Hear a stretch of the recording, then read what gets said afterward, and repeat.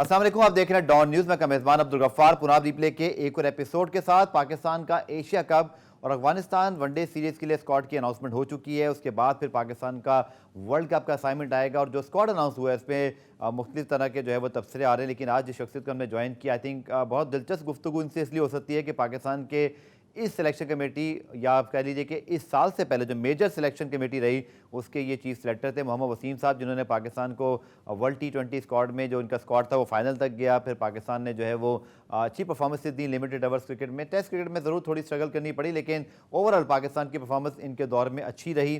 Selection के ऊपर हमेशा बहुत सारे जो है वो आर्गूमेंट्स हो सकते हैं। इस स्क्वाड पर मोहम्मद वसीम साहब की क्या राय है वो आपको सुनवाएंगे, लेकिन पहले जनाब आपको दिखाते हैं replay headlines. Asia cup cricket tournament के पाकिस्तान मरहले के मैचों के टिकटों की फरोख्त हफ्ते से शुरू होगी। टिकट ऑनलाइन दस्तयाब होंगे। श्रीलंका मरहले के टिकटों की तफसीलात बाद में जारी की जाएंगी।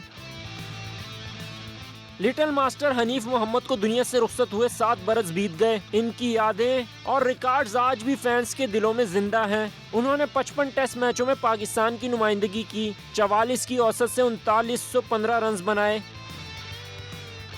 और स्पेन की विमेंस फुटबॉल टीम ने फीफा वर्ल्ड कप के सेमीफाइनल में जगह बना ली। क्वार्टर फाइनल में नेदरलैंड्स को 1 के मुकाबले में 2 गोल से शिकस्त दी। एक्स्ट्रा टाइम में स्पेन की सलमा ने मैच का फैसला कुन गोल करके टीम को फतह दिलाई। हेडलाइंस आपने देखी। साबिक चीफ सिलेक्टर पाकिस्तान के साबिक टेस्ट क्रिकेटर मोहम्मद वसीम साहब हमें इस वक्त जो है वो मुल्तान से ज्वाइन कर रहे हैं स्काइप के लिए। बहुत शुक्रिया वसीम भाई ज्वाइन करने के लिए। सिलेक्शन कमेटी ने जो स्क्वाड अनाउंसमेंट की है फॉर एशिया कप और अफगानिस्तान ओडीआई सीरीज़, इस पर जो है वो काफ़ी बात हो रही है। ओवरऑल हमारी परफॉर्मेंस आपके दौर में भी अच्छी रही, लिमिटेड ओवर्स में अब भी रिसेंटली अच्छी है। आपका पहले इस स्क्वाड पर क्या कहना है? First of all thanks for inviting me Ghaffar.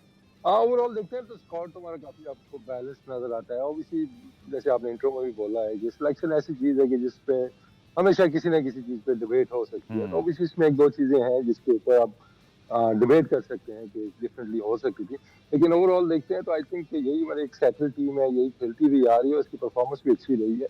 तो उम्मीदें तो काफी है कि यही टीम हमारी अच्छा करेगी वर्ल्ड कप में। ठीक है। और जैसे आपने कहा कि ज़ाहिर बात है जो अच्छे पॉइंट्स हैं वसीम भाई, मेरे ख्याल में उस पर भी पहले बात करते हैं। जो हमारा टॉप 3 वर्ल्ड क्लास है, हमारे पेसर्स वर्ल्ड क्लास हैं, हमारे पास ऑलराउंडर्स बहुत अच्छे हैं, जो आपने भी आपके दौर में आपने भी उन्हीं को सिलेक्ट किया और वो चलते हुए आ रहे हैं। लेकिन सिर्फ एक चीज़ जो ऑलराउंडर वाला मामला है, जैसे कि इस बार हम देखें फ़हीम अशरफ की एंट्री हो गई। लोग आमिर जमाल को भी एक्सपेक्ट कर रहे थे। लोगों का ख्याल है कि शायद हम भी वर्ल्ड कप को देखते हुए शायद मोहम्मद हसनैन या धानी, जो कि बगैर खेले भी जो है वो न्यूजीलैंड सीरीज़ के बाद अनफॉर्चुनेटली उनको मौका नहीं मिला था। वसीम आपका क्या ख्याल है जो ओवरऑल स्ट्रक्चर है, चूँकि आप चीफ सेलेक्टर हैं, आप एक और नज़र से देखते हैं, बैकअप्स के हवाले से बात करें या हम प्लान बी के हवाले से बात करें, डू यू थिंक कि हम हर सूरत हाल के लिए रेडी हैं या कहीं कोई चीज़ हम एडजस्ट कर सकते थे अभी? देखिए प्लेइंग 11 तो आपकी मोर लेस सेटल आपको नजर आ रही है। और जहाँ तक बात आपने की ऑलराउंडर्स की, तो डेफिनेटली ये एक एरिया ऐसा है कि जहाँ पे हम थोड़ा सा स्ट्रगल कर रहे थे। जब मैंने भी चार्ज लिया था तो उस टाइम हमारे पास एक फहीमी थे या आमिर जामील थे, और उसके अलावा कि हमारे पास इस तरह एस्टैब्लिश ऑलराउंडर्स नहीं थे जिनको कंसिडर किया जाता। तो उस पर ऑब्वियसली हमने वर्किंग की। फिर उसके रिजल्ट्स में आपको आमिर जमाल नजर आ रहे हैं, इसके अलावा जो 3 और यंग ऑप्शन भी मौजूद हैं। तो आई थिंक जो हमारी स्ट्रेंथ है, देखिए ऑलराउंडर आप खिलाते हैं जब, तो अभी इस टाइम जो सबसे बड़ा एक जो पॉइंट ऑफ डिबेट है वो फहीम अशरफ की सिलेक्शन का ही है। क्योंकि फिर बात वो आ जाती है कि किस परफॉर्मेंस के ऊपर लेके आए आप, कहाँ से उनको कम बैक कराया जा रहा है। तो वो कोई चीज़ उनको उस तरह बैक नहीं कर रही है 50 ओवर्स की, स्पेशली अगर हम बात करते हैं। तो ये एक मैं कहूँगा कि एक ब्रेव डिसीजन लिया जी उन्होंने कि हमें एक ऑलराउंडर चाहिए टीम के अंदर। तो एट टाइम्स फील होता है कि just for the sake of allrounder आपने टीम के अंदर डाला या उसकी प्लेइंग 11 में जगह भी बनेगी। तो आई थिंक जो वो या blessed with the fast bowlers, तो हमें फिर मीडियम पेसर्स और या तो आपके बैटिंग इतनी अच्छी हो कि आपके स्टैट्स आपको बैक कर रहे हो, जो कि अनफॉर्चुनेटली फहीम को नहीं करते हैं, उसकी बैटिंग की परफॉर्मेंस आपको नहीं नजर आती है। जी जी। तो वो एज भी आप उसमें जब आप सिर्फ बॉलिंग का कंपैरिजन करते हैं तो ऑब्वियसली फिर आपके पास एक्सप्रेस फास्ट बॉलर्स मौजूद हैं, अपकमिंग फास्ट बॉलर्स मौजूद हैं। तो वहां पे फिर डिबेट आगे रखती है कि just for the sake of allrounder आपने एक ऑलराउंडर टीम के अंदर डाला है, अगर डाला भी है तो उसका बैकग्राउंड फिर कहाँ से आ रहा है, कहाँ पे उसने ऐसी परफॉर्मेंस दी है कि वो टीम के अंदर कम बैक कर सके। और अगर आपने खिलाना ही है तो फिर परफॉर्मेंस वाले जो आपके ऑलराउंडर्स हैं लाइक्स ऑफ आमिर जमाल है, फिर उनका केस इस सिनेरियो में ज्यादा स्ट्रांग हो जाता है। बट एनीवेज अब तो टीम देखिए अनाउंस हो चुकी है और ऑब्वियसली आप भी इसको बैक करेंगे, मैं भी इसको बैक करूंगा। और पूरा पाकिस्तान की हमारी दुआएं हैं कि जीते हमारी टीम, जाके एशिया कप भी, आगे वर्ल्ड कप में भी अच्छी परफॉर्मेंस दे। लेकिन ये चीजें आगे चलती रहेंगी कि थोड़ा सा आपको कुछ ना कुछ एक स्टैंडर्ड रखना होगा, एक क्राइटेरिया रखना होगा। आउट ऑफ द वे जब आप जाएंगे तो डेफिनेटली फिर आप पे वो चीजें बैकफायर कर सकती हैं। तो लेट्स होप इनको भी गुड लक है कि वो जब खेलें, क्योंकि मुझे वो खेलते हुए नजर तो नहीं आ रही प्लेइंग 11 में कि आप 3 जेन्युइन फास्ट बॉलर के साथ ही जाएंगे, स्पिन ऑलराउंडर आपके पास दो मौजूद है, तो खेलते हुए मुझे नजर नहीं आते हैं। लेकिन अगर खेलें तो अगर परफॉर्म वो करें, अदरवाइज काफी ज्यादा चीज बैकफायर कर सकती है सेलेक्शन कमेटी को। ठीक है। अच्छा, एक चीज़ मैं ज़रूर पूछना चाहूँगा, चूँकि जब आप भी चीफ सेलेक्टर थे हम ज़रूर ये बात करते थे जो प्लेयर्स अगर नहीं आए तो कम से कम उसकी क्लैरिटी हो जाए, या अगर हम अब भी उसी मुद्दे पे मैं बात करूँगा, जैसे कि आपने बड़ा बैक किया था खुशदिल शाह को भी। मुझे याद है कि ऑस्ट्रेलिया के खिलाफ वनडे सीरीज़ पाकिस्तान ने जीती, आपने जो टीम सेलेक्ट की उसमें वो उन्होंने एक बड़ी मैच विनिंग इनिंग खेली, वेस्ट इंडीज़ के खिलाफ खेली। लेकिन हमने फिर देखा वसीम के खुशदिल शाह बिल्कुल आउट ऑफ फेवर हो गया, हालांकि उनका वनडे रिकॉर्ड इतना बुरा नहीं है। हालांकि उसके बाद इफ्तिखार को मौका मिला, उन्होंने भी अच्छी परफॉर्मेंस दे दी। सलमान अली आगा जिनको अगेन आपने सेलेक्ट किया था वो भी यहाँ तक बेहतर पहुंचे, लेकिन खुशदिल शाह की जो एक्सक्लूजन हो गई, एकदम से वो सीन से आउट हुए, इस पर आपको कुछ दुख है? क्योंकि आपने उनको बैक किया था और परफॉर्मेंसेस भी वनडे में आना शुरू हुई। लगता है कि T20 या PSL को देखते हुए कहीं उनको हमने वनडे से तो नहीं आउट कर दिया, ऐसा तो नहीं हुआ? देखिए डेफिनेटली अगर आप मेरे से यही पूछते हैं कि कौन सा ऐसा प्लेयर है कि जिसको आप समझते हैं कि शायद इस टीम के अंदर वो आ सकता था, तो डेफिनेटली मैं खुशदिल का ही नाम इसमें लेता कि उसकी जो लिस्ट ए की परफॉर्मेंस है, जो पाकिस्तान इंटरनेशनल की भी परफॉर्मेंस है, उसकी अच्छी खासी कंट्रीब्यूशन है इसमें। तो वो बस वो T20 में जब उसको सक्सेस नहीं मिली है तो शायद फिर वही इंप्रेशन आप लेके आ गए वनडेज के अंदर भी। तो आई थिंक कि खुशदिल शाह ऐसा बैट्समैन है कि जिस तरह का हमारा मिडिल ऑर्डर अगर आप देखते हैं तो उसमें एक हिटर की आपको और जरूरत है जो कि बड़ी हिटें लगा सकता है। खुशदिल को अक्सर लोग कहते हैं कि वो सिर्फ हिटें लगा सकता है, लिस्ट में उसकी इतनी सेंचुरियां भी हैं और उसने बड़ी परफॉर्मेंस दी हुई है, दैट मींस वो लंबी इनिंग्स भी खेल सकता है। आई थिंक वो एक ऐसा बैट्समैन है कि अगर कोशिश होती कि वो मिडिल ऑर्डर में हमारे पास एक लेफ्ट हैंडर ऐसा मौजूद हो जो कि नॉर्मल भी खेल सके और आखिरी ओवर में जाके वो बड़ी हिट भी लगा सके, क्योंकि बैटिंग ओवरऑल तो हमारी कॉम्पैक्ट एक नजर आ रही है। बस थोड़ा सा यही है कि हमारी जो फिनिशर्स हैं, हर अच्छी फॉर्म है उनकी। अब now heavily we are relying on Shadab and Nawaz कि जब वो खेलते हैं तो आखिरी ओवर वो फिनिश करें, क्योंकि आगा सलमान खेल सकता है अच्छे स्ट्राइक रेट के साथ, लेकिन जहाँ बात पावर हिटिंग की आती है या जहाँ पे आपको 12-13 की एवरेज चाहिए या आपने रन करने हैं, तो वहाँ पे सऊद, आगा सलमान, इवन रिजवान जो फिर एक कैटेगरी में आ जाते हैं। तो एक बैट्समैन शायद ऐड हो सकता था जिसमें बड़ी हिट लगाने की सलाहियत मौजूद है। ठीक है। अब्दुल्ला शफीक को भी आपने सिलेक्ट किया और उसके बाद उन्होंने परफॉर्मेंस भी दिखाई। इस स्क्वाड के अंदर बहुत सारे लोगों का ये ख्याल है कि चूंकि उनकी परफॉर्मेंस टेस्ट में है, हालांकि वो एक बड़े स्पेशल प्लेयर के तौर पर ट्रीट हुए और उनको जब जब जिसने मौका दिया उन्होंने डिसअपॉइंट भी नहीं किया। लेकिन अगर मैं आपसे पूछूं वसीम के शान मसूद, जिनकी शायद टेस्ट में परफॉर्मेंस इतनी अच्छी नहीं, बट T20 वर्ल्ड कप में वो इतने बुरे परफॉर्मेंस नहीं थी, सो कह सकते हैं क्लोज कॉल थी, चूंकि टॉप 3 अगेन हमारा बॉलिंग की तरह सॉर्टेड आउट है। मैं आपकी बात से एग्री करता हूं कि हमारी 11 अल्लाह करे फिट रहे तो शायद हमें इतनी चेंजेस ना करनी पड़े, लेकिन अल्लाह ना करे अगर कोई, चूंकि 9 मैचेस हैं तनवीर, एक लॉन्ग फॉर्मेट है, तो आपकी एक एक्सपर्ट ओपिनियन भी चाहूंगा कि 9 मैचेस हैं तो जरूरत पड़ भी सकती है। तो अब्दुल्ला शफीक की जो सिलेक्शन है इस पर आप ही क्या राय है?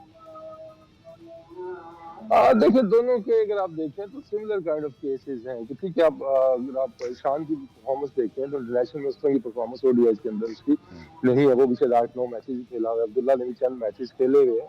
तो आई थिंक बड़े इवेंट में जाने से पहले एकदम से 3-4 मैचेस खेला हुआ बच्चा जिसकी परफॉर्मेंस भी ऐसी अभी अपने आप को वो उस फॉर्मेट के अंदर प्रूव नहीं कर सकता है, तो again it's a close call. अगर आप पर्सनली मेरे से पूछते हैं तो मैं यहाँ पे शायद एज देता शान को कि चलो इसका एक्सपीरियंस तो है, डोमेस्टिक काफी अच्छे से खेलता आ रहा है और लिस्ट ए में उसकी परफॉर्मेंस बड़ी अच्छी है। तो आई थिंक एक डिफरेंट चैलेंज होगा ऑटोमेटिकली। तो मुझे नहीं लग रहा अब्दुल्ला शफीक आपके आते हैं प्लेइंग 11 के अंदर, लेकिन उनको जब मौका मिलेगा तो उनको वो चीज बड़े इवेंट के अंदर प्रूव करनी होगी जो कि नॉर्मली आप एक्सपेक्ट करते हैं कि बायलैटरल सीरीज आ जाए कि उसके अंदर खेलें। अब लेट्स से अगली सीरीज के अंदर उनको मौका मिलता है या नहीं मिलता है, बट आई थिंक कि प्लेइंग 11 तो मुझे तो यही लग रहा है कि एशिया कप को देखते हुए भी सैटेलाइट प्लेइंग 11 खिलाई जाएगी पाकिस्तान के अगेंस्ट भी, तो मुझे नहीं लगता उनको मौका मिलेगा। तो फिर बात वही आ जाती है कि एशिया कप के अंदर, वर्ल्ड कप के अंदर एकदम से जब आपको मौका मिले, आपके एक्सपीरियंस भी नहीं है, परफॉर्मेंस भी नहीं है उतनी, तो फिर थोड़ा सा इस चीज पे मसाइल हो सकते हैं। ठीक है, प्रोग्राम में एक शॉर्ट ब्रेक शामिल करते हैं। ब्रेक से जब वापस आएंगे तो सवाल करेंगे मोहम्मद वसीम साहब से शॉर्ट कमर्शियल ब्रेक के बाद।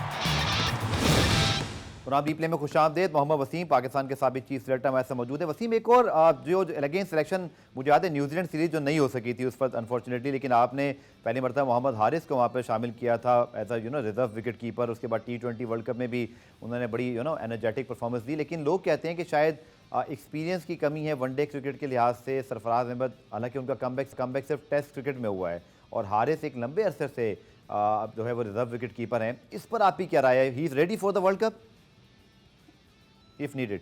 देखिए, हारिस उस टाइम जब सिलेक्ट हुआ था तो ऑब्वियसली वो जो डोमेस्टिक उसकी परफॉर्मेंस थी, क्योंकि अक्सर लोग उस टाइम पे भी मिक्सअप कर रहे थे कि शायद वो PSL की परफॉर्मेंस पे वनडे में आ गया। हालांकि उनकी लिस्ट ए की जो परफॉर्मेंस थी उस पे वो आए थे न्यूजीलैंड जो टूर था हमारा, न्यूजीलैंड का टूर पाकिस्तान का, तो ODI सीरीज में आए थे। उसके बाद वो PSL में जाके परफॉर्म किया उन्होंने, वो लाइमलाइट में आए थे, तो he was selected purely on the basis of his domestic performance. देखिए, अब इसमें ये डिबेट तो हो सकती है एक्सपीरियंस वाली और कम, ज्यादा एक्सपीरियंस वाली और कम एक्सपीरियंस वाली। अगर आप दूसरे एंगल से देखते हैं कि कौन सी स्लॉट के ऊपर, मतलब वो आपको विकेट कीपर बैट्समैन चाहिए होगा, ऑब्वियसली कीपिंग के साथ अब बैटिंग की ज्यादा वैल्यू है आपकी, स्पेशली वाइट बॉल के अंदर। तो अगर देखिए, अब रिजवान तो खेलते आ रहे हैं, वो टॉप 4 के अंदर भी खेले हुए हैं, फारूक भी वो खेले हुए हैं, तो उनका तो इतना एक्सपीरियंस है कि उस नंबर पे वो खेलते हुए आ रहे हैं। लेकिन आइडियली अगर आप देखते हैं कि आगा सलमान भी 4 नंबर के बैट्समैन है, आपके पास इफ्तिखार भी 4 नंबर के बैट्समैन है, तो फिर वो नंबर की कंफ्यूजन आ जाती है। और अगर लेट्स से कि अगर कोई खुदा न खास्ता इंजरी होती है, रिजवान नहीं खेलते हैं, तो फिर अगर हारिस खेलते हैं तो वो डाउन दी ऑर्डर जाके खेलेंगे, मतलब मैं भी 6ठे 7वें पे या इसका एज अ फिनिशर खेलेंगे। तो वो कंपैरिजन अगर आप कहते हैं तो वो डेफिनेटली एज हासिल है हारिस को कि वो बड़ी हिट लगा सकता है, वो अच्छा खेल लेता है आखिरी ओवर्स को, उसके पास इनोवेशन बहुत ज्यादा है, उसके पास वो स्किल्स हैं। हाँ, अगर आपको प्योरली एक मिडिल ऑर्डर, लेट्स से कि आपको 4 नंबर या 5 नंबर मिडिल ओवर्स खेलने के लिए ऐसा विकेट कीपर बैट्समैन चाहिए, तो वो फिर डेफिनेटली आप सरफराज को एज देते हैं कि इसकी फॉर्म भी अच्छी लग गई थी। तो आई थिंक ये जो टीम मैनेजमेंट का प्लान होगा उसको देखते हुए फिर हारिस ही उनके प्लान में फिट इन होता है कि उनको वहां पे थोड़ा तेज खेलने वाला, बड़ी हिट मारने वाला बैट्समैन चाहिए। ठीक है। वसीम, आपको तो अच्छा एक लॉन्ग रन मिला था, लेकिन उसके बाद जब बोर्ड चेंज हुआ फिर हमने देखा कि आपके जाने के बाद शाहिद आफरीदी, फिर हारून रशीद, और अब हमने देखा कि इंजमामुल हक आ गई। पिछले 7-8 महीने में चेयरमैन 3 से 4 चीफ सिलेक्टर, आपने तो इस सारे चीज़ को एक्सपीरियंस किया है कि सिलेक्शन में कंसिस्टेंसी, कई फेलियर्स भी होते हैं, परेशानियां भी होती हैं, तो उसमें आपको लॉन्ग रन चाहिए होता है। ये बार बार की जो तब्दीली है वसीम, इस पर आपकी क्या राय है? क्योंकि शायद आई थिंक हम बड़े लकी हैं कि हमारी टीम इस कैलिबर की है कि उस पर कोई फ़र्क नहीं पड़ा। परफॉर्मेंस हमारी इंटरनेशनल लेवल पर ठीक है, लेकिन फिर भी यकीनी तौर पर बहुत जगहों पर इसका बहुत फ़र्क पड़ता है। मैं तो ट्विटर पे मुबारकबादें दे के थक गया हूँ। पिछले 3-4 महीनों में मैं 3-4 दफा मुबारकबाद दे चुका हूँ, पहले शाहिद को, फिर हारून को, और अभी फिर इजी भाई आ गया। तो डेफिनेटली उसमें जैसे हर शोबे में कंसिस्टेंसी देखिए कि आपको एक लॉन्ग रन मिलनी चाहिए, और होप कि अब जो इजी भाई की सिलेक्शन कमेटी है इनको प्रॉपर एक रन मिलेगी, क्योंकि आप 3 महीनों में 6 महीनों में आपको रिजल्ट उसमें जो नहीं मिलते हैं। बाकी खुशकिस्मती में इन सारों को ये बोलूंगा कि आपको सेटल टीम मिली है, सारी टीमें आपको सेटल मिली है। कोई भी नया लड़का आप मुझे बता दें जो कि इंडक्ट हुआ हो, वही लड़के पिछले 2 साल से वो खेलते हुए आ रहे हैं। तो इस मामले में अगर देखते हैं तो वो जबरदस्ती की कुछ चेंजेस की गई। 1-2 लड़के हमने देखा न्यूजीलैंड सीरीज में, उनको जबरदस्ती विदाउट परफॉर्मेंस, विदाउट फिटनेस खिलाया, वो सीरीज आप हार गए, अच्छी भली आपकी जीती गई, एक रन चलती आ रही थी। तो वो जबरदस्ती के 2 चेंजेस करने की कोशिश की गई थी, लेकिन उसके रिजल्ट नहीं आए, तो वो चीजें भी आप पास में चली गई हैं। तो लड़के तो आपको वही नजर आ रहे हैं जो पिछले 3 साल से खेल रहे हैं, और जो, क्योंकि एक चीज में जो प्राउडली कह सकता हूँ कि ऑब्वियसली जब मैंने चार्ज संभाला था, जब हमारी सिलेक्शन कमेटी थी, तो हमारे पास बैकअप्स मौजूद नहीं थे, इस पर बिल्कुल ध्यान नहीं दिया गया था। लेकिन अगर आप देखते हैं कि पिछले 3 साल के अंदर अब आपको हर शोबे के अंदर आपको 3-3, 4-4 बैकअप्स नजर आ रहे हैं। आपकी शाहीन की टीम आपको तैयार मिली है, और अंडर 19 से लड़के आपके ऑलरेडी वो टिक हुए हुए थे। तो ब्राइट चीजें आगे आने, जितनी भी हमारी क्रिकेट आ रही है कि हमारे पास इस तरह के प्लेयर्स मौजूद हैं जो कि आगे चल के रिप्लेस कर सकते हैं किसी भी प्लेयर को। तनवीर, वसीम, इसमें कोई जो है शक की बात नहीं कि हमारी लिमिटेड ओवर्स की परफॉर्मेंस बहुत बेहतर रही है। हमने वर्ल्ड कप का फाइनल खेला और सेमीफाइनल खेला, तो उसके बाद और फिर एशिया कप का फाइनल भी खेला उस दौर में, आपके दौर में। लेकिन ज़रूर एक चीज़ की कमी हो गई, वो ये कि जो टेस्ट क्रिकेट थी, स्पेशली अगर आप देखें ऑस्ट्रेलिया के खिलाफ हम बहुत कंपेटिटिव थे, हमने अच्छी क्रिकेट खेली, लेकिन ऑस्ट्रेलिया ने एक टेस्ट मैच जीत लिया। लेकिन इंग्लैंड में जब हमें बहुत इंजरीज हुई, क्या हम ये कह सकते हैं तनवीर, वसीम, के जो हमारे बैकअप फास्ट बॉलर से, क्योंकि जब शाहीन को इंजरी हुई या नसीम को इंजरी हुई, हारिस भी आए, मोहम्मद अली भी आए, हमने देखा मीर हमजा भी आए, हम इंग्लैंड के खिलाफ उसी परफॉर्मेंस कर नहीं सके। तो आपको लगता है कि वहाँ क्या फैक्टर था इंजरीज के साथ साथ? क्या जो पिचेस का मेयार था, अब आप चीफ सेलेक्टर नहीं, आप बता सकते हैं कि आप कन्विंस थे वो जो पिचेस बनी थी और फिर जो 11 बनी थी, आप समझते हैं आप उससे मुतमईन थे? देखिए पिचेस की जहाँ तक बात है, ऑब्वियसली पिचेस इस तरह की तो कोई भी नहीं चाह रहा था कि बने, लेकिन वो बस साइंसदान मौजूद थे आगे वसीम ग्राउंड कतई वाले, कलामी, फिर वो पिचेस किसके ऑर्डर में बनी? तो आपके ख्याल में कौन उसको डोमिनेट कर रहा था? पिचेस किसने बनवाई?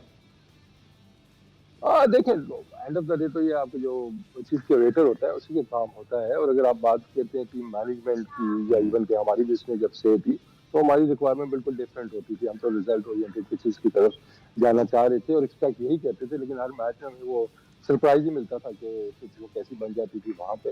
तो उस पर कोई भी खुश नहीं था, टीम मैनेजमेंट भी खुश नहीं थी, हम लोग भी खुश नहीं थे। ओबीसी कि हम टीम बना रहे थे उस हिसाब से कि इस तरह की पिचें होंगी जो हमें फेवर करेंगी, हमारे स्पिनर्स को फेवर करेंगी, लेकिन वो एंड फिर बैटिंग पिचेस बन जाती थी। तो ये एक एरिया ऐसा है कि जो इम्प्रूव होने वाला है कि हमारे ग्राउंड्समैन या फिर वो उनके पास इतनी स्किल्स नहीं है कि वो जिस तरह की पिच हमें चाहिए वो बना सकें, तो या फिर वो किसी और वजह से नहीं बनाते। तो बाकी जहाँ तक बात की तो ऑस्ट्रेलिया के गेम्स पे अगर हम देखें तो हमने अच्छे मैचेस इंग्लैंड के खिलाफ, सॉरी, तो हमने अच्छे कंपेटिटिव मैचेस खेले। हम क्लोज गए एक दो मैचों के, हम जीत सकते थे। पिंडी टेस्ट हम ऑलमोस्ट ले गए थे, वहां पे ड्रॉ हो सकता था। वो मुल्तान टेस्ट, वो सऊद वाला डिसमिसल, जब वो डिसीजन अंपायर करना होता तो बिल्कुल। वो मैच भी हम करीब से मैच जीतने के, तो हमारे पास चांसेस थे वो जीतने के। इंजरीज वाला डेफिनेटली देखें वो फैक्टर तो है कि उस टाइम शाहीन शाह हमारे पास अवेलेबल नहीं थे, नसीम शाह को इंजरी होगी, फिर हारिस रऊफ को हमने रखा वो भी इंजर्ड हो गए। तो ये सिलसिला तो हमारा चलता रहा है, क्योंकि अभी भी अगर आप देखते हैं कि श्रीलंका में जाके हमने टेस्ट मैचेस जीते हैं, टीम तो वही है आपकी, वही शाहीन खेल रहे हैं, वही नसीम खेल रहे हैं, वही नोमान अली है, वही अबरार है। तो टीम के अंदर तो कोई चेंजेस नहीं आई है। तो और क्योंकि यही हमारी बेस्ट लॉट थी। एक डिपार्टमेंट जो मैं उस टाइम भी हाईलाइट करता था, स्पिन के अंडर 19 आ रहे हैं, उन्होंने अच्छा शो किया है कि उन्होंने है टेम्परामेंट लेफ्ट आर्म स्पिनर जो कुछ आगे चल के हमारा हिस्सा बन सकते हैं। और दूसरा फास्ट बॉलर की जहाँ तक बात है, फास्ट बॉलर्स में भी हमें कमी थी, जो स्पेशली रेड बॉल के अगर आप कहते हैं नहीं, बैकअप बॉलर्स हमारे पास होने चाहिए, क्योंकि इतनी ज्यादा क्रिकेट यही लड़के हमारे खेल रहे हैं। तीनों फॉर्मेट, शाहीन भी खेलता है, नसीम भी है, फिर हारिस है, ये सारे फॉर्मेट खेलते हैं। तो वो हमने लैक किया। फिर उसपे क्या होता है, आप जो बेस्ट परफॉर्मर आपका डोमेस्टिक होता है, बेस्ट बॉलर होता है आपका, जैसे मोहम्मद अली को हमने चांस दिया। अक्सर लोग आज तक पूछते हैं यार मोहम्मद अली कहाँ से आ गया। अब मोहम्मद अली आपका बेस्ट बॉलर है, पिछले 2 साल में अगर आप देखते हैं उसकी परफॉर्मेंस आपके सामने आई, इस विकेट टेकर वो रहा है। ठीक है। और मेच्योर एक बॉलर था, वो भी शायद 100% वो कर नहीं सका जो उसका एक लेवल था उसकी बॉलिंग का। थोड़ा सा इंजरी का उसको भी प्रॉब्लम बाद में हो गई थी। जी। तो यही लड़के थे। तो होपफुली अब इस सीजन के अंदर हमें कुछ रेड बॉल के बैकअप बॉलर्स हमें तैयार करने होंगे। अच्छा वसीम, आपने डोमेस्टिक का जिक्र किया, चूंकि है ये अभी तो नहीं, अब तो आपके जो टॉप परफॉर्मर नोमान है, साजिद का मैं ऊपर ज़रूर एक सवाल कर लूँगा, लेकिन अब जो नया डोमेस्टिक सीज़न आज अनाउंस किया जिसमें आपके 8 रीजन्स और 8 डिपार्टमेंट की टीमें हिस्सा लेंगी, ये बड़ी तवील बहस है और जितनी चेंजेस हमारे चेयरमैन या चीफ सेक्रेटरी की हुई उससे ज़्यादा चेंजेस ओवर द ईयर्स, बल्कि अब तो डेकेड्स की बात कर लें तो हम हर साल एक नए डोमेस्टिक सिस्टम पर जाते हैं। सो क्विकली वसीम, आप ही क्या राय है, जो 8 रीजन्स होंगे, 8 डिपार्टमेंट्स होंगे, अलग अलग टूर्नामेंट, इट विल हेल्प और आप समझते हैं कॉम्प्लिकेटेड हो जाएगा? देखिए क्रिकेट उसमें अब जो अच्छी चीज है कि 8 टीमें रखी हुई हैं फर्स्ट क्लास में, तो एटलीस्ट क्वालिटी आपकी रहेगी, क्वांटिटी पे सिर्फ आप नहीं जा रहे हैं, तो क्वालिटी तो आपकी रहेगी। कि चल 6 से आपकी 8 टीमें होंगी या तो थोड़े और प्लेयर ऐड होते हैं, क्योंकि हमारे पास इतनी ज्यादा कोई लॉट मौजूद नहीं कि आप कहें कि हमारे 15 या 16 की जबरदस्त किस्म की फर्स्ट क्लास टीमें बन जाएंगी। आपकी 6 टीमें एट टाइम स्ट्रगल करती थी जब पिछले 3 सालों में भी। ठीक तो है। अब 8 टीमें जब आएंगी तो ऑब्वियसली थोड़ी सी क्वांटिटी इसमें बढ़ जाएगी, मैचेस बढ़ जाएंगे। तो ये अच्छी चीज है कि इसके अंदर एक वो कैप लगाई गई 8 टीमों की, इसी तरह फिर वही लड़के डिपार्टमेंट की तरफ से भी खेल सकेंगे। तो लेट्स होप कि क्रिकेट इसी तरह कम्पिटिटिव होगी। जो चीज इंप्रूव होने वाली होगी और जो सिस्टम में थोड़ी सी जो चीज एक है कि जो निचले लेवल में, कि हमारी डिस्ट्रिक्ट हो गया या जी। निचले लेवल पे प्रॉब्लम्स, आई एम श्योर कि आप तक भी बड़े प्रॉब्लम्स जिसका कि आपके पास आई होंगी इस चीज की, कि निचले लेवल पे जो सिलेक्शन हो रही है, जो डिस्ट्रिक्ट की टीमें बन रही है, उसके अंदर जो वही चीजें जो पहले भी हम आइडेंटिफाई करते थे कि इस सिस्टम तो सारे ही अच्छे होते हैं, लेकिन उसके अंदर ठीक। प्रॉब्लम क्या होती है। अभी सिस्टम की सबसे बड़ा जो चैलेंज है मौजूदा मैनेजमेंट के लिए के निचले लेवल पे चीज़ों को कैसे इम्प्रूव किया जाए, वहाँ पे जी। मैनेज के ऊपर लड़के कैसे चलाए जाए।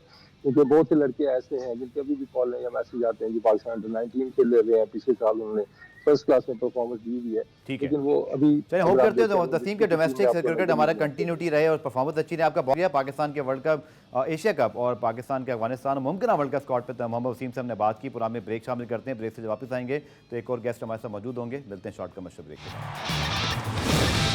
पुराम रिप्ले में खुशामदीद। तो जनाब क्रिकेट का एक नया घर अब जो है वो अमेरिका बन रहा है, जहाँ न सिर्फ अगले साल वर्ल्ड T20 है बल्कि लॉस एंजल्स ओलंपिक्स में भी इस इवेंट के क्रिकेट को शामिल होने की बातें हो रही हैं और यहाँ तक कि इंग्लिश मीडिया कह रहा है कि इसके पूरे इम्कानात हैं, शामिल हो जाएगा। लेकिन जनाब मेजर लीग क्रिकेट हुई और उसके अंदर यकीनी तौर पर पाकिस्तानी प्लेयर्स भी गए, एक नया डायमेंशन हमें T20 का नज़र आया। अच्छी बात यह है कि बहुत कम लोग शायद जानते हैं या जानते नहीं भी, तो आज मैं बता देता हूँ कि वहाँ जो टीमें खेली मेजर लीग क्रिकेट में टोटली 38 डायरेक्टर्स हैं यूएस क्रिकेट काउंसिल के और उनमें एक ही पाकिस्तानी शामिल हैं। और उनमें से जो एक टीम है जनाब जिसका नाम है ह्यूस्टन हुरिकेन्स, तो उसके चेयरमैन हैं जनाब तनवीर अहमद साहब, जो कि अमेरिका से तशरीफ़ लाएँ, कराची आए हैं। तो आज हमने उनको शो में मदऊ किया। तनवीर साहब बहुत शुक्रिया प्रोग्राम में आने के लिए। सबसे पहले तो सर जो मैंने कहा, क्या ये सही है कि एक नया घर अमेरिका में जो है वो क्रिकेट का बन रहा है? इस मेजर लीग क्रिकेट ने ये भी साबित किया कि अमेरिका में खुद भी कुछ हो सकता है, ये नहीं कि आईसीसी वर्ल्ड कप लेकर आएगा। It was a very significant MLC जो ये पास्ट 6 मंथ्स हैं, it's a historical achievement for the US cricket.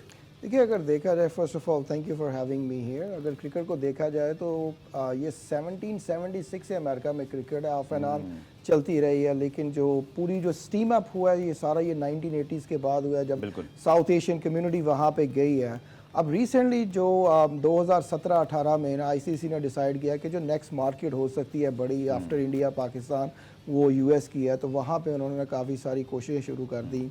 एक नई एंटिटी जिसको हम अमेरिकन क्रिकेट एंटरप्राइज के नाम से ना एक को सामने आई, उसमें 38 डायरेक्टर्स हैं, उनमें से वाहद एक मैं हूं जो पाकिस्तानी डायरेक्टर, और उसके साथ जो टीम्स की जो अनाउंसमेंट हुई 6 टीमें, उसमें मेजर लीग जो कि PSL के इक्विवेलेंट है, तो उसके साथ हमने ना शुरू किया। बिल्कुल सही कहा आपने कि एक नई शुरुआत हुई है दुनिया में क्रिकेट को लेके ना, कि कभी किसी ने पहले यूरोप में भी नहीं सोचा था, स्कॉटलैंड आ गया, आयरलैंड आ गया, अब अमेरिका के बारे में तो कभी कोई सोच भी नहीं सकता था। हालांकि अगर बल्कि सर नजराए मजाक, अगर किसी को क्रिकेट की समझ है तो वो कहते थे एक्सप्लेन दिस टू अमेरिकन, ये एक जोक था ना, तो उस जोक को हकीकत बनाने में थोड़ा सा जो है ना वो मेरा भी हाथ है। कि सबसे पहले 2019 में जो क्रिकेट अमेरिका में हो रही थी, इसके पहले वो एक एस्ट्रो पे हो रही थी कि नीचे सीमेंट डाल दिया, ऊपर छोटा सा बारीक सा कारपेट डाल दिया, जैसे यूरोप में होती है, जैसे यूरोप में होती है।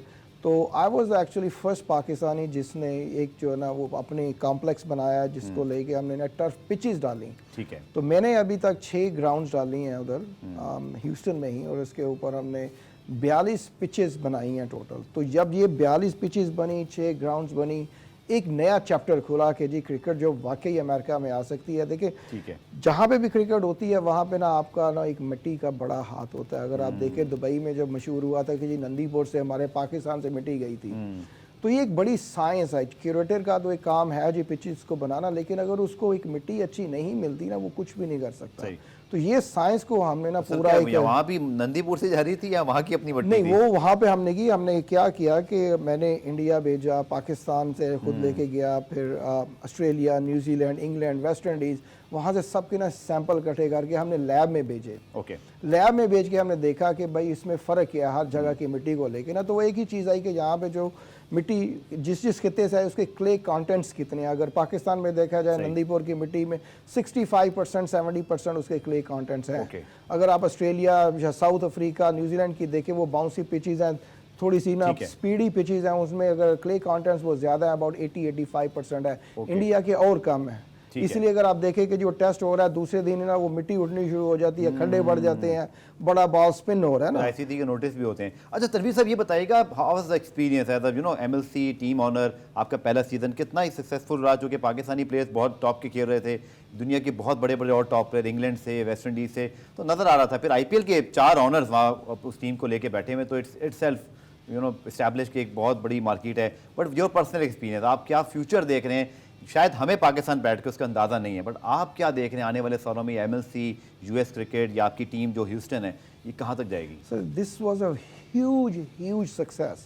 नो वन ट्रूली एक्सपेक्टेड ना कि हम इतनी जो है ना मैसिवली इसको ना इस कामयाबी की तरफ लेके जाएंगे जिस तरीके से ये गई है।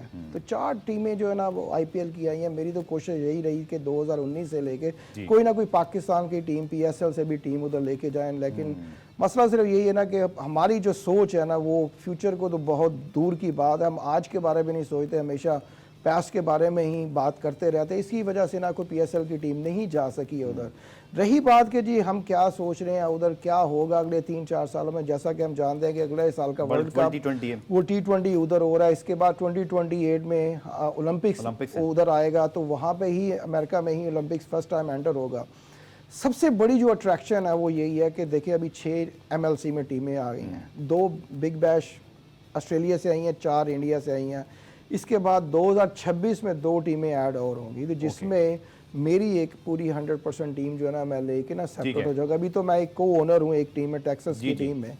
तो इस तरीके को लेके अगर देखें तो बड़े से बड़े प्लेयर्स गए, सब ने they were all kind of surprise के जिस तरीके से एक शो हुआ है कि पहला शो हुआ है कनाडा को अगर आप देखें T20 को तो 3 दफ़ा उन्होंने लॉन्च किया, लेकिन इस मैग्नीट्यूड पे वो फिर भी नहीं कर सके जो कि जिस मैग्नीट्यूड पे हम इसको लेके गए हैं। ठीक है, चलिए मुझे एक शॉर्ट ब्रेक प्रोग्राम में शामिल करना है। ब्रेक से जब वापस आएंगे तो ज़रूर बात करेंगे मजीद, क्योंकि पाकिस्तान से बहुत सारे क्रिकेटर्स भी वहाँ शिफ्ट हो रहे हैं इस हवाले से भी, और जो एक अट्रैक्शन है यूएस में फॉर पाकिस्तान क्रिकेट या एशियन क्रिकेट, उस पर बात करते हैं तनवीर साहब से शॉर्ट कमर्शियल।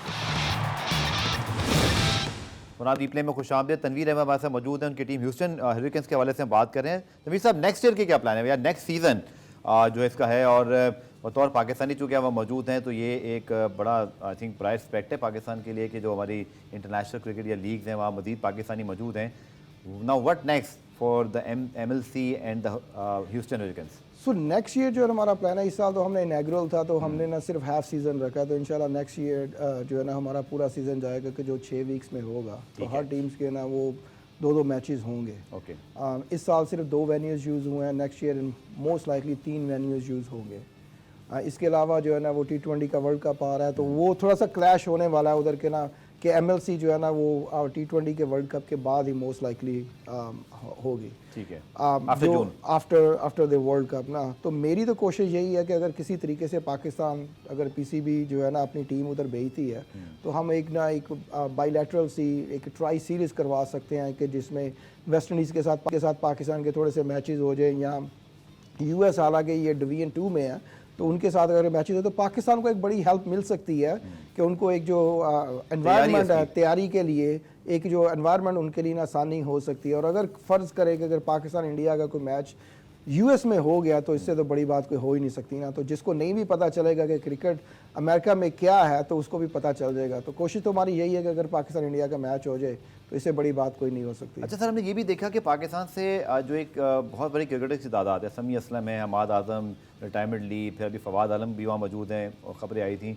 क्या वहाँ पर प्लानिंग हो रही है? क्योंकि अगेन पाकिस्तान के जो टॉप टियर है वो तो शायद अभी अवेलेबल नहीं है कि Sami Aslam was among top tier players जो कि कंटेंशन में थे, बट बाकी वो प्लेयर्स, लेकिन एक अट्रैक्शन वहाँ क्रिएट हुई, बहुत सारे लोग वहाँ जाना शुरू हुए हैं। इसके पीछे मतलब क्या प्लानिंग है जो वहाँ की क्रिकेट अथॉरिटीज़ हैं, या क्या दूसरे मुल्कों से भी इसी तरह बहुत सारे लोग यानी कि वहाँ सेटल्ड हो रहे हैं? इसके बारे में ज़रूर बताइएगा। देखिए पूरी दुनिया से सेटल हो रहे हैं with the exception of India. तो जो पाकिस्तान से गए हैं ज़्यादातर उनको जिनका आप नाम ले रहे हैं, समी असलम गए हैं, रमीज़ राजा जूनियर गए हैं, इसके अलावा ज़ियाउल्लाह गए हैं, तो उनको उनके पीछे जो सारी कोशिश थी वो मेरी ही थी। उनको मैं ही लेके गया था कि जिनको डिफरेंट जगह पे हमने उनको प्लेसमेंट की है। अब अट्रैक्शन इतनी ज़्यादा हो गई है कि पैसा इतना ज़्यादा वो देख रहे हैं कि जो भी क्रिकेटर्स हैं कि वो उनकी रजू अमेरिका में ही है कि अगर हम इधर फ़र्ज़ करें कि पाकिस्तान में नहीं भी चल सके तो किसी ना किसी तरीके से अगर हम US में जाते हैं, लेकिन US का ना एक थोड़ा सा सिस्टम डिफरेंट है कि आप जाते ही वहाँ पे क्लब क्रिकेट खेलना है तो वो खेल लें, लेकिन अगर आपने US लेवल पे जाना है या MLC लेवल पे आना है तो उसके 2 तरीके हैं। या तो आप इंटरनेशनली ड्राफ्टिंग सिस्टम के ज़रिए आएँ, ठीक है, या फिर आप डोमेस्टिकली उधर 3 साल रहें, ओके, तो फिर जो है ना आप एलिजिबल होते हैं, नेशनल टीम से आप खेल सकते हैं जी। तो जिस तरह के समी असलम है उनके अभी अगले साल 3 साल पूरे होने वाले हैं, जी, he will be eligible, okay, कि उनको ग्रीन कार्ड मिलेगा। जैसे ही ग्रीन कार्ड मिलता है then he would be eligible to play for the national team. तीसरी तरीके से अगर आप देखें कोरी एंडरसन है, वो न्यूजीलैंड से आए हैं, बड़े माने माना हुआ नाम है, बिल्कुल। तो उनको वो एलिजिबल जो है ना अगले महीने हो जाएंगे, तो यूएस के लिए वो खेलेंगे, तो most likely he will captain the US side. Tanveer साहब, जो आपके पास लोकल्स हैं उनमें क्या शौक है, इसका टैलेंट है सारा जो बात कर रहे थे? वो कोशिश हम पूरी कर रहे हैं कि जो वहाँ के बच्चे पाकिस्तानी या इंडियंस बोर्न बच्चे हैं उनके लिए एकेडमीज हमने शुरू कर दी हैं। इसके अलावा जो है ना स्कूल लेवल पे भी हम क्रिकेट को इंट्रोड्यूस कर रहे हैं। तो इसी तरीके से जो प्लान है कि अगले 10 से 12 साल में ये ग्रास रूट लेवल पे पूरी इंट्रोडक्शन इसका हो चुका होगा, तो इंशाल्लाह लोकल प्लेयर्स भी वहाँ से आएंगे। बहुत बहुत शुक्रिया। तनवीर अहमद साहब मौजूद थे, चेयरमैन है जनाब ह्यूस्टन हरिकेन्स के। मेजर लीग क्रिकेट और यूएस में जैसे क्रिकेट है एक बहुत बड़ा चैप्टर है, इसके हवाले से मजीद भी इंशाल्लाह आने वाले प्रोग्राम में बात करेंगे। पुराना रिप्ले में आज के लिए इतना ही, कल दोबारा से मुलाकात होगी, तब तक के लिए अल्लाह हाफ़िज़।